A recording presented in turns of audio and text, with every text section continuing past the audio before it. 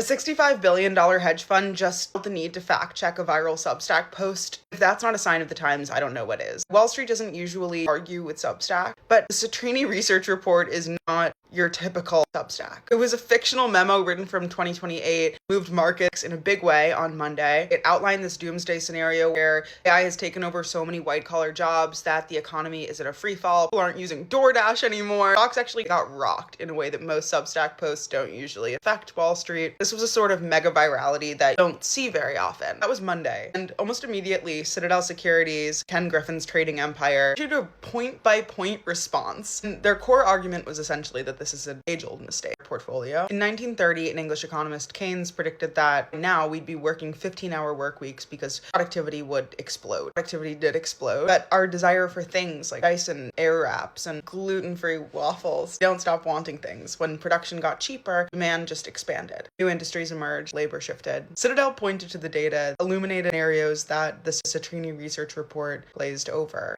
In fact, the Citrini research report really focused on the extreme outlier scenario where, as Citadel would have you believe, the more likely scenario is a lot less exciting, but a sigh of relief for DoorDash was made obsolete in the Citrini world. Software engineering postings are still rising. Data center construction is booming. Capital spending is accelerating. The apocalypse, they argue, is simply not in the numbers. The math doesn't math. Historically, technology has been deflationary for a few sectors, expansionary for the broader economy. But here's where it gets more interesting. Both sides are making economic arguments, but underneath that, they're making assumptions about human behavior. It's all about the mind, baby. Citrini's scenario assumes that AI substitutes labor faster than society can replace it. Income falls before new industries can form. Demand is fragile. Citadel's rebuttal assumes that humans are bottomless consumers. Markets reallocate capital efficiently. New categories will emerge quickly enough. In other words, this is a debate about how adaptable capitalism really is. And Griffin wants you to believe that it's pretty damn adaptable. I'll layer in the incentives. Citrini is run by somebody who is building an AI. If AI is civilization altering, that's good for business. Citadel makes money in liquid functioning markets with confident investors. If AI creates mass structural unemployment and destabilizes demand, that's less ideal.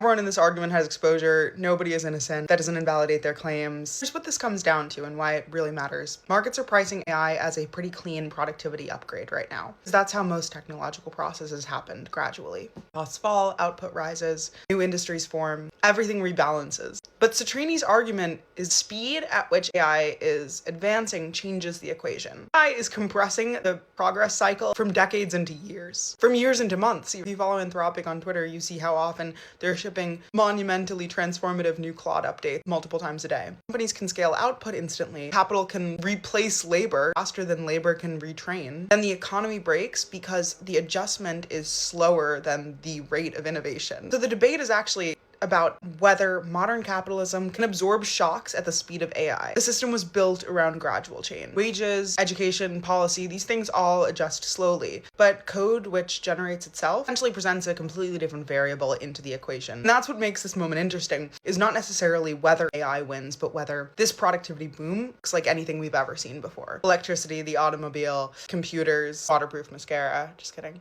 Each one destroyed jobs. Each one created new industries. The question is whether time is on our side or the robots.